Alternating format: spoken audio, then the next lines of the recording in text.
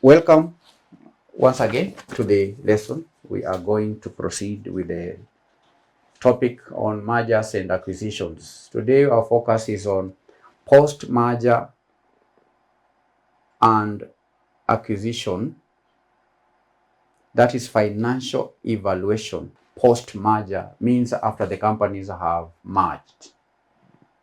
In our last session, we were calculating the value of a company, the value of a target, the company that is to be acquired.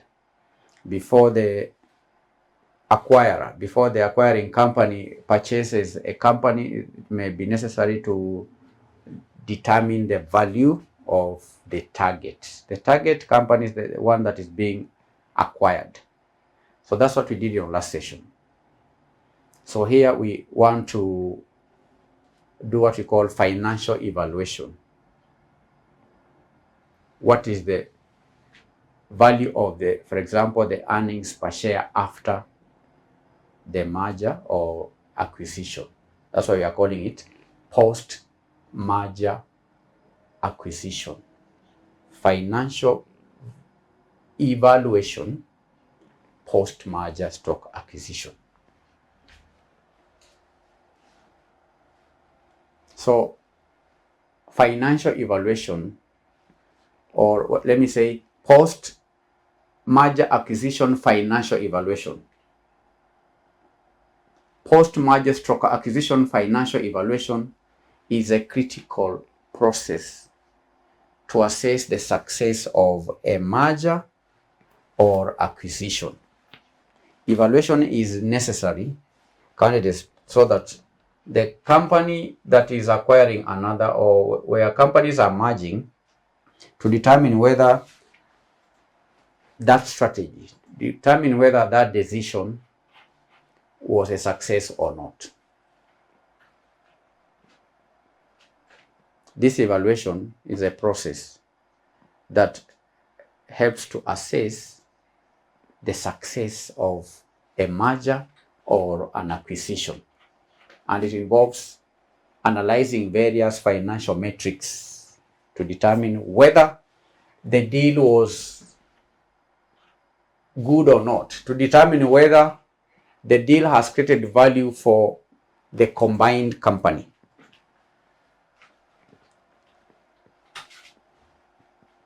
This evaluation is important to determine whether the deal was good for the shareholders.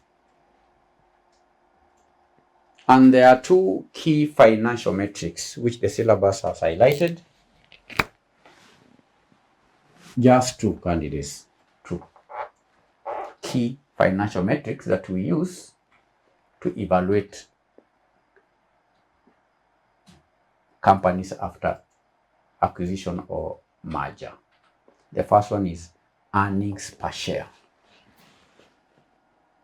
Earnings per share, EPS, post-merger. EPS. Now, the EPS measures the profitability of a company per share. The profitability of a company per share. And a post-merger increase in EPS, a post-merger increase in EPS, a post-merger increase in EPS generally indicates a successful deal. If there is an increase in EPS, increase means you are comparing the EPS before the merger and EPS after the merger. If the EPS of the merger is higher than the EPS before the merger, then we say that that was a successful deal, because at the end of the day, that's what people are looking for. Shareholders are looking for increase in earnings per share. So that's one financial metrics that we use in financial evaluation of mergers and acquisitions. The second obvious financial metric is a market price per share. Market price per share, the MPS. MPS, market price per share. The market price per share. The price of the share is fetching in the market after the merger.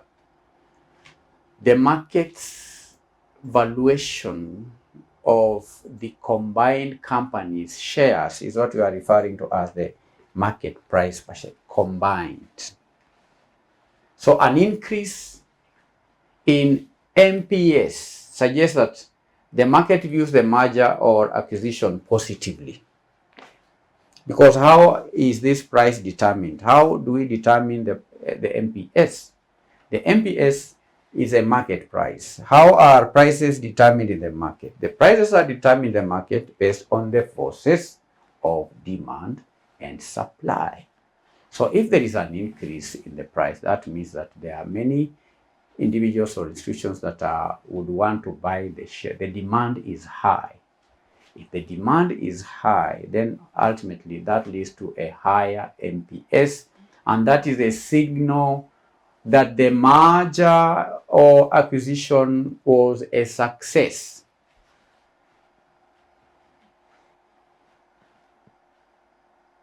You understand? So the syllabus is limiting us just to these two. These are not the only financial metrics. There are more financial metrics. Maybe some of you will have interest in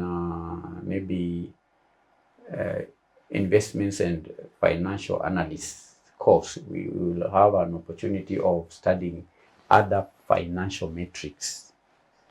But in CPA we are just doing basics. These are basics. All right? These are just basics. The word advanced does not mean complicated, just continuation. There are times when students, they kind of misinterpret this word. This word, advanced, is derived from the word advance, to continue. You are continuing. Does not mean complicated.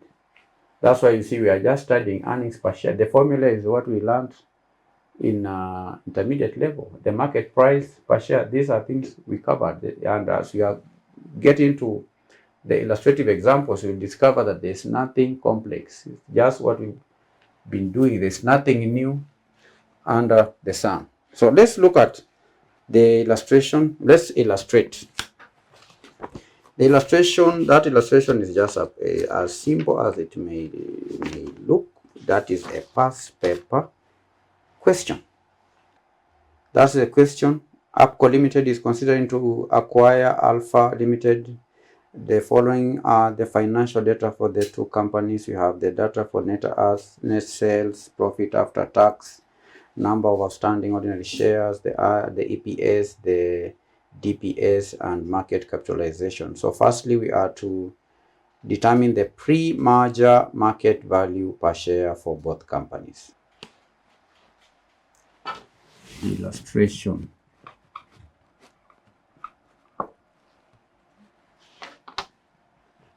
Pre-merger MPS. Pre-merger MPS. Pre-merger MPS. We have APCO. APCO is the target. What is the MPS for APCO? What is the formula for MPS? Formula for MPS. Market value per share. We just take the total market capitalization divided by the number of outstanding ordinary shares. It's total market capitalization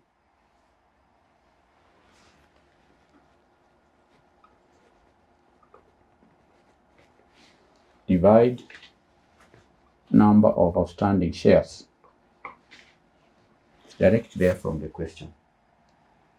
APCO 420,000 Market capitalization, number of shares outstanding 7,500. For the other company's name is Alpha.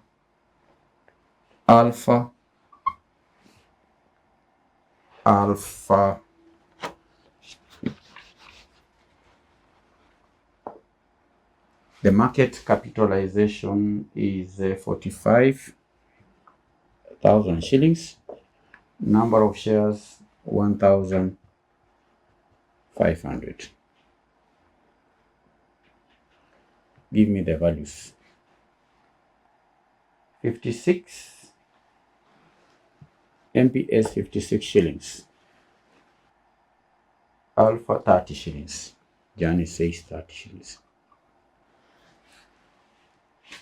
Roman 2, we are to calculate post-merger EPS, MPS, and PE. Post-merger EPS. Post-merger EPS. Post-merger EPS. What is the formula? The formula will be the combined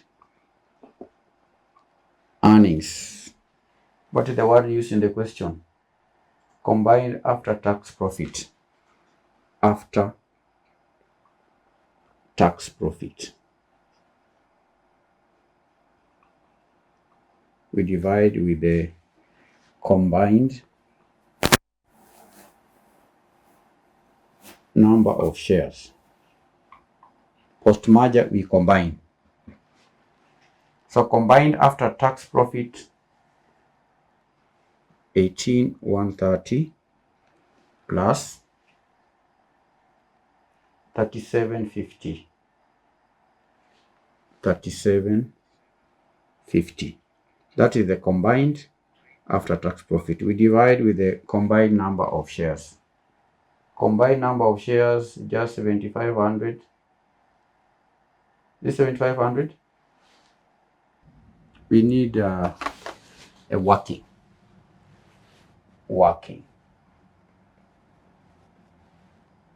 We need to have a working for this number of shares. You recall, candidates, that APCO Limited is considering to acquire Alpha Limited. Post-merger, we do not have shares for Alpha. Post-merger, the shares of the target do not exist. The shares of the target do not exist after merging. We need to know the shareholders of this target Alpha will be provided how many shares of the acquirer. And it's not possible to know these 1,500 shares. These are outstanding ordinary shares of the target. 1,500 shares. What is the conversion ratio? The conversion ratio is not provided in the question. Where conversion ratio is not provided, then we are going to use the maximum exchange ratio. We are going to use the maximum exchange ratio. Maximum exchange ratio. Maximum exchange ratio.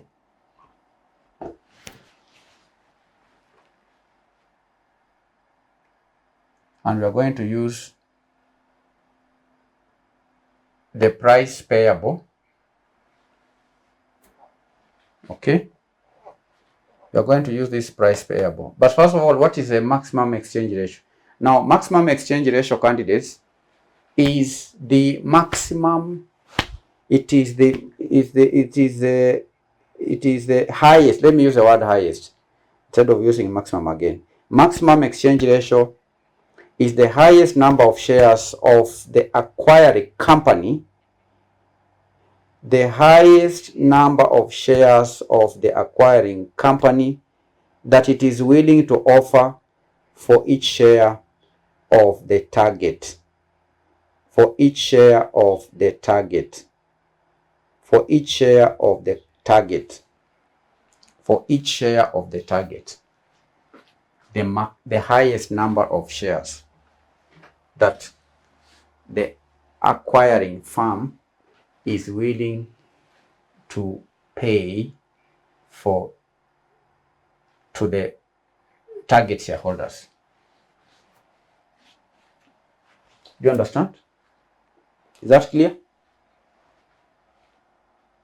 Maximum exchange ratio is the highest number of shares of the acquiring company that it is willing to offer for each share of the target company.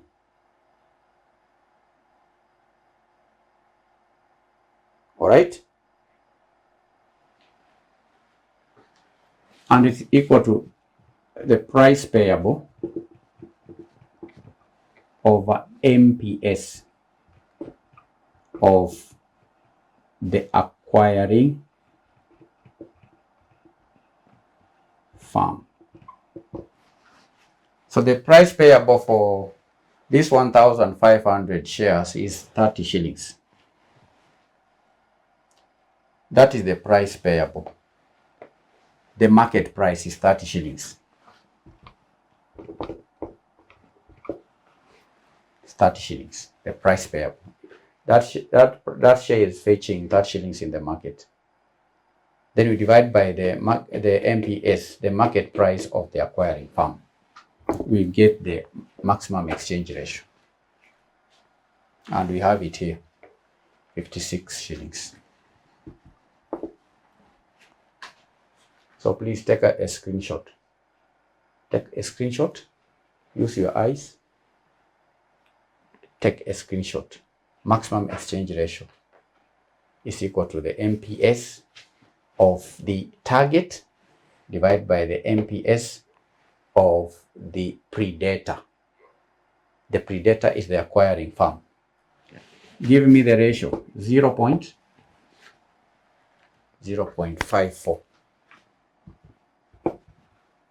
0.54. 0.54.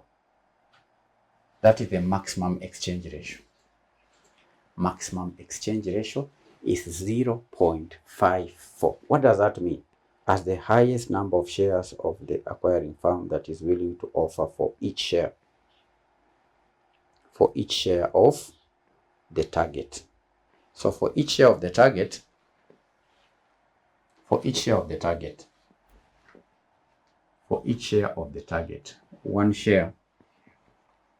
target, the predator is willing to offer 0.54 shares. Therefore, these 1,500 shares of the target, for each share of the target, let me write it. Each share of the target,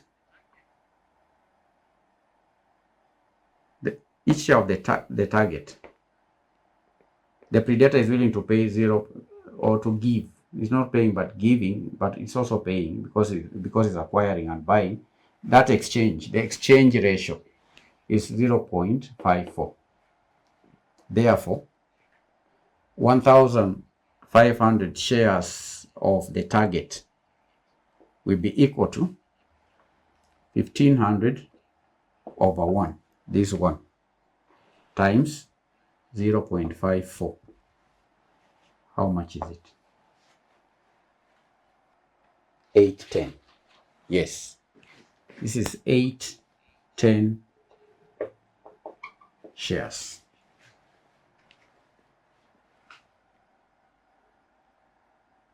These are additional shares after the merger. But we have the original shareholders. These are shares offered to the target company. But we have the original shareholders holding how many shares? This is it 7,500? This one. Then we add these new shares, the shareholders who are coming in, 810. So that's how you calculate the combined number of shares.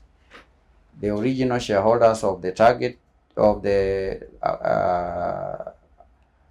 acquiring company plus these new shareholders who've just come in from Alpha. So that then will give us the post-merger EPS. How much is it? 2.63. That is the after merger EPS. 2.63 shillings. Earnings per share after merger. So you have to calculate the pre-merger market price. Number 2, the post-merger. Then number 3, we are to do the MPS, post-merger MPS. Post-merger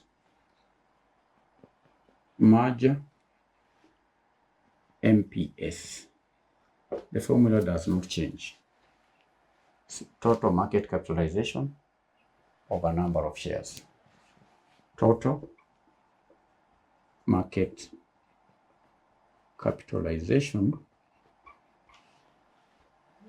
over combined number of shares. Total market capitalization. So what is the total market capitalization? This was for one company. So it is 420 plus the 45 shillings. Combined shares post-merger 7,500 plus 810. Post-merger MPS. How much is it? 55.96. 59.56. That is the post-merger MPS. You can see for APCO, pre-merger MPS is 56, post-merger 59. That tells you that the merger would be a success because the MPS has gone up. We say that an increase in MPS suggests that the market views the merger or acquisition positively. So if investors heard that these two companies are merging, so if it increases, then that tells you that they view it positive. But if it reduces, then it means that the investors have a different sentiment, a negative sentiment.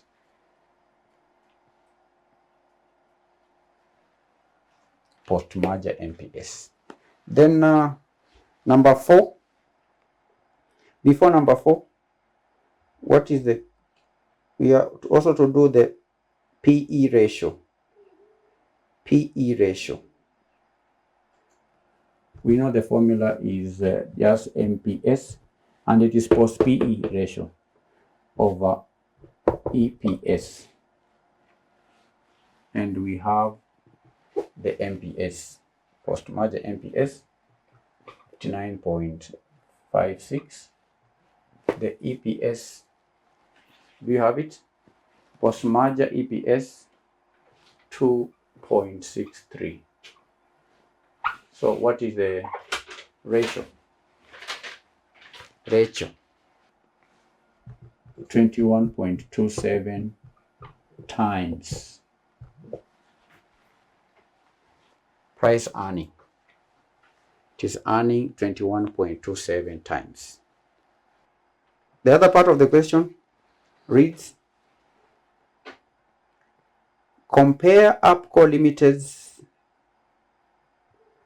EPS assuming Alpha Limited's shareholders are offered 100,000 shillings 5% convertible debenture for each share held in Alpha Limited.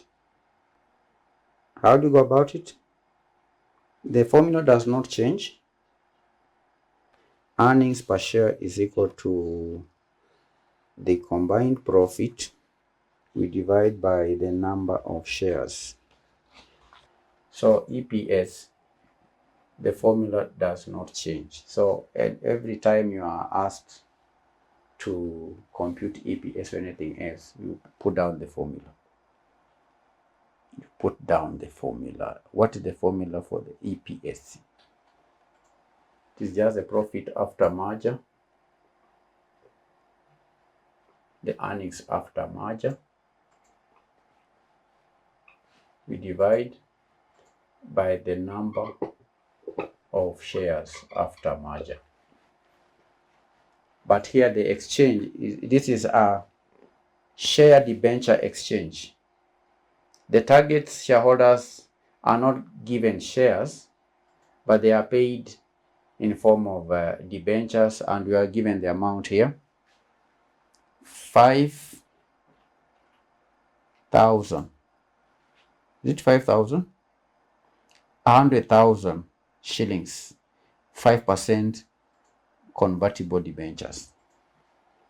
Convertible debentures means candidates at some point these debentures will be converted into shares. So then there are two variables we need here. Inputs, profit after tax. Then we'll have the answer there.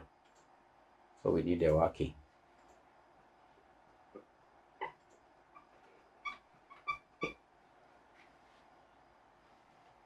So candidates, I urge you to adapt my approach. Anytime you have a question, just put down the formula. You may just get a mark for that formula. Then you may get this number of shares wrong, you get this one right. You may get a half a mark for that.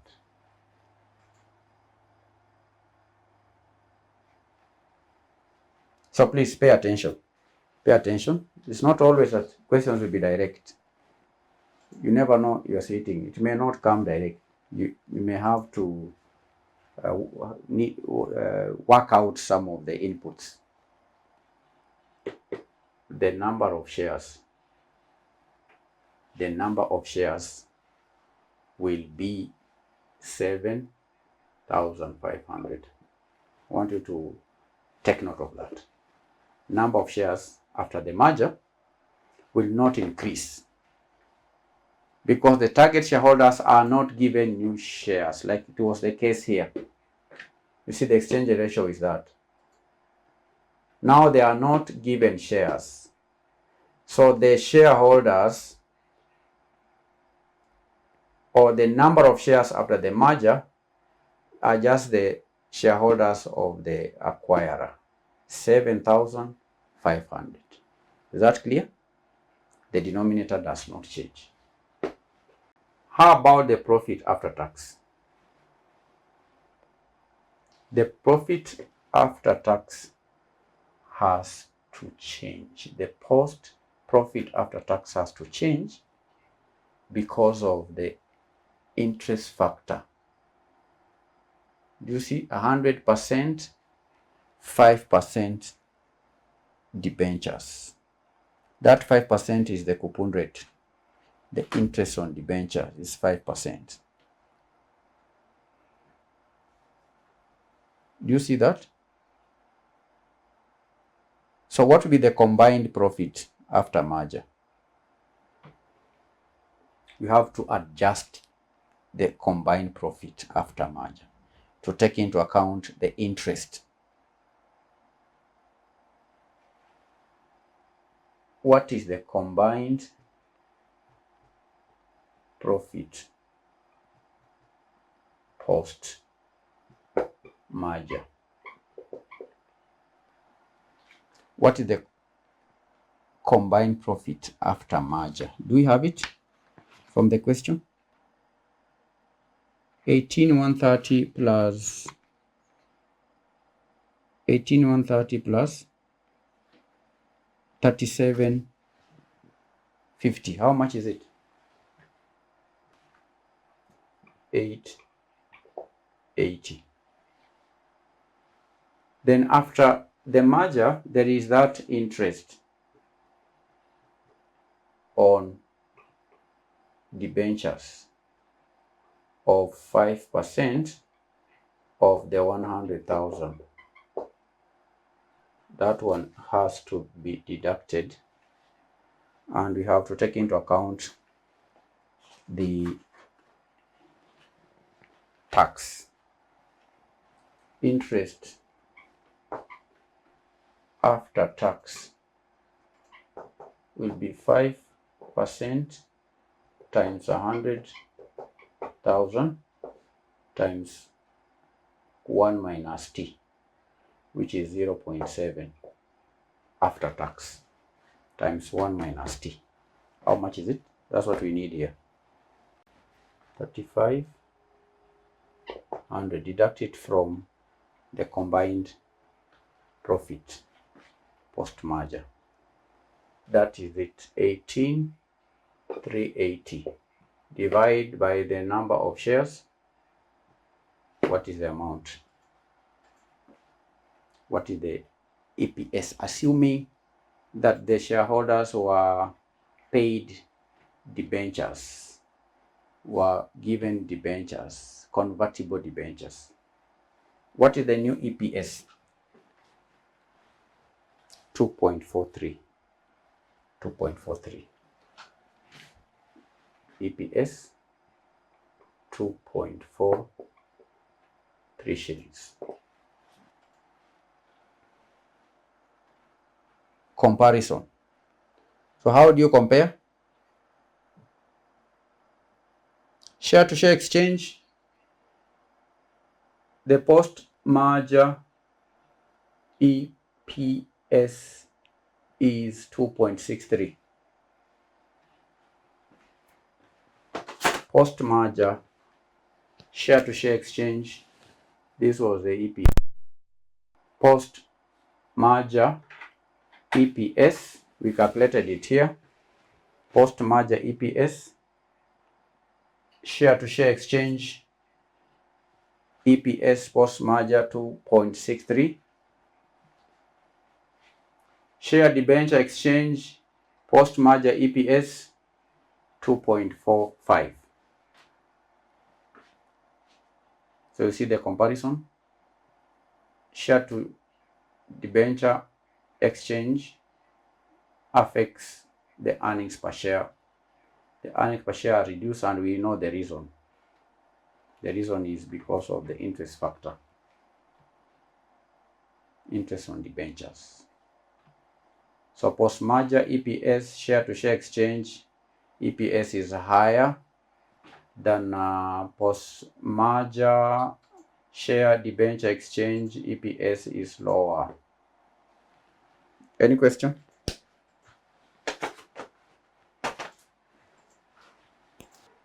Now, for those of you who are preparing for exams, the topic on mergers and acquisitions is one topic that can help you score marks easily. So please reinforce what we've learned today by doing the numerous questions that are available to you. We may not have time to do any other question on mergers, pre-merger EPS, post-merger EPS. The questions can vary by in many ways.